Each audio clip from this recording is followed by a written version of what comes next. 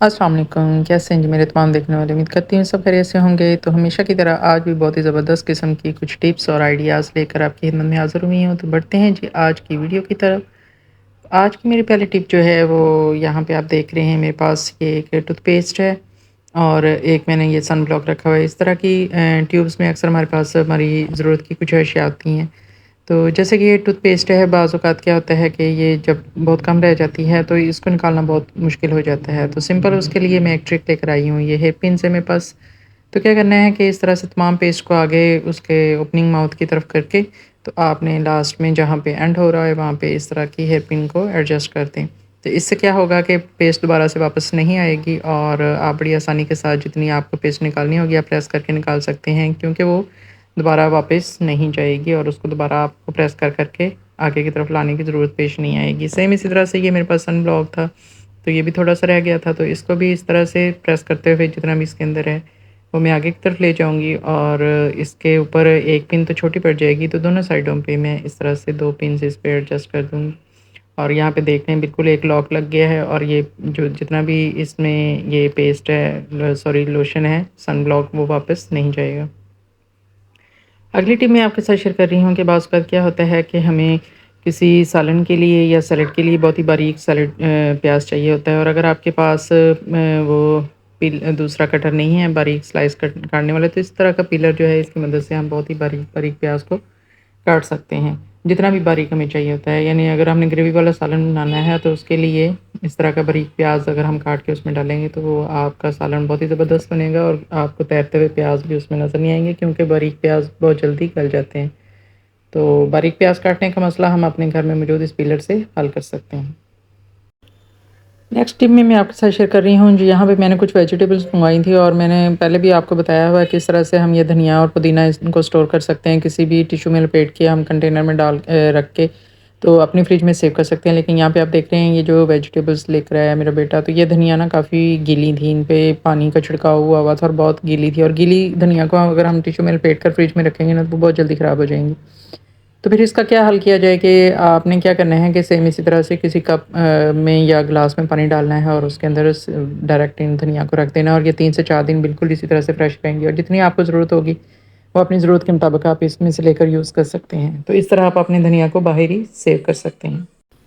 इस टिप में मैं आपके साथ शेयर कर रही हूँ कि अगर कभी आपके साथ भी ऐसा इशू जाए जैसे कि ये देखें यहाँ पे मेरा ना बाजू जल गया है कुकर के साथ लग के और इंसान की अपनी लापरवाही से ही ऐसा जो है ना इशू हो जाता है। तो अगर कभी कोई ऐसा इशू हो जाए कि कहीं से स्किन जल जाए तो कभी भी आप उसके ऊपर डायरेक्ट टूथपेस्ट वगैरह या इस तरह की कोई चीज़ अप्लाई ना करें क्योंकि टूथपेस्ट वगैरह जो होती है ना वो इसको मज़ीद इन्फेक्शन का बायस बनती है और जलन भी बिल्कुल कम नहीं करती है। तो सिंपल यहाँ पे मैं आपके साथ ये ट्रिक शेयर कर रही हूँ कि अगर आपके घर में ये एलोवेरा मौजूद है तो जले हुए हिस्से पे आपने इस तरह से इसको रब करना है। इससे बहुत ज़्यादा जो है वो जलन में फ़र्क पड़ता है, बहुत ज़्यादा जलन कम हो जाती है और ये ज़ाती एक्सपीरियंस मैं आपके साथ शेयर कर रही हूँ कि काफ़ी हद तक इससे मेरी जो जले हुए की जलन थी ना वो कम हो गई थी।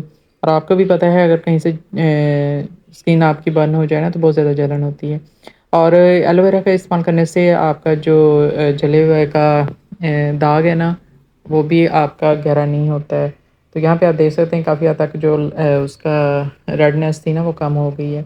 तो ये बहुत ज़्यादा इफ़ेक्टिव है और वर्क करती है ये चीज़। अल्लाह ना करे कि आपके साथ कभी कोई ऐसा इशू हो, लेकिन अगर कभी हो ऐसा इशू तो एलोवेरा इसके लिए बहुत ही बेस्ट रेमेडी है।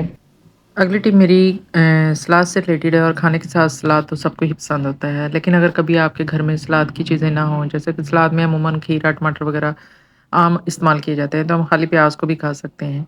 लेकिन खाली प्याज़ को बिल्कुल सादा तरीके से खाने से बेहतर है कि ये इस तरीके से अगर आप प्याज़ का सलाद बना लें, तो ये बहुत ही आपके खाने के ज़ायक़े को दुबाला कर देगा। बहुत ही ज़बरदस्त और बहुत ही मज़े का बनता है। तो उसमें थोड़ा-थोड़े से ये कुटी हुई मिर्च, लाल मिर्च और भुना हुआ ज़ीरा जो है और पिसा हुआ वो डाल दें और 1 अदद लेमन निचोड़ के, तो ये वाली सलाद आप अपने खाने के साथ इस्तेमाल करें, यकीन जानिए इतना आपको टेस्ट आएगा और आपके खाने का ज़ायक़ा जो है ना वो पहले से 2 गुना बढ़ जाएगा।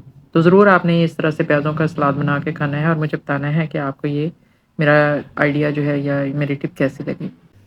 नेक्स्ट यहाँ पे आप देख रहे हैं कि यहाँ पे मैंने तमाम चम्मच इकट्ठे करके रखे हुए हैं और क्या होता है वैसे तो हम इनको कोई ना कोई किसी न किसी बास्केट में अरेंज करके रख देते हैं जब भी वॉश करते हैं क्योंकि बार-बार इनका इस्तेमाल किचन में होता रहता है। लेकिन अगर आपके पास कोई बास्केट नहीं है तो क्या होता है कि हम किसी मग या ग्लास में रख लेते हैं, लेकिन उससे क्या होता है कि अक्सर अंदर ही पानी जब धो के रखते हैं ना नुचड़ जाता है और वो नीचे से गंदे हुए रहते हैं, गंदे पानी में पड़े रहते हैं।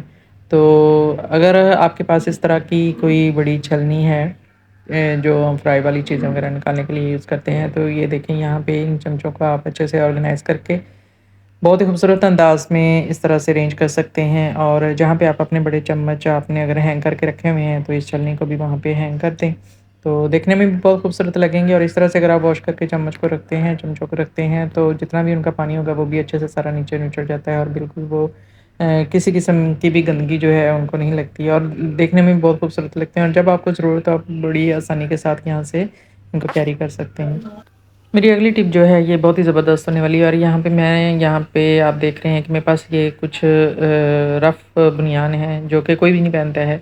तो मैं इसके साथ क्या बनाने वाली हूँ वो आपको आगे चल के बताती हूँ। तो फ़िलहाल यहाँ पे कोई भी अगर आपके पास इस तरह की पुरानी शर्ट हो, पुरानी बनियान हो जो कि घर में ना पहन रहा हो या डैमेज हो चुकी हो, तो आप उसका ज़बरदस्त किस्म का इस्तेमाल कर सकते हैं और बहुत ही ज़बरदस्त चीज़ें उनसे बना सकते हैं। तो यहाँ पे मैंने एक साइड से कट कर लिया है और यानी ऊपर से जो गले वाली साइड है उसकी कटिंग कर ली है और जो एक साइड है वहाँ से भी ये मैंने कटिंग करके एक स्ट्रिप्स उसकी निकाल ली है।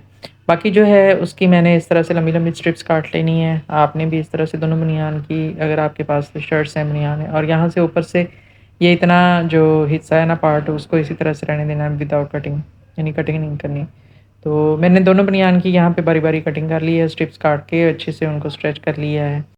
तो आपको कटिंग से ही अंदाज़ा हो गया होगा कि मैं यहाँ पे क्या बनाने वाली हूँ। तो मैं बनाने वाली हूँ घर में खुद से ही मोपिंग के लिए एक मोप बनाने लगी हूँ। हम बाज़ार से महँगे-महँगे लेकर आते हैं, लेकिन 2-4 दिन ही गुज़रने के बाद वो अक्सर उनकी अंदर से स्ट्रिप्स भी निकल जाती हैं और वो सारा ख़राब भी हो जाता है।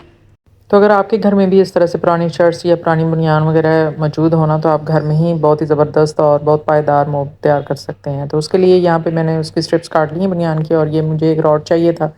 कोई भी आप स्टिक उसके लिए स्टिक चाहिए होती है या रॉड चाहिए होती है, तो ये लोहे का रॉड मेरे पास एक टूटा वाइपर था, उसके अंदर से मैंने ये निकाल लिया है।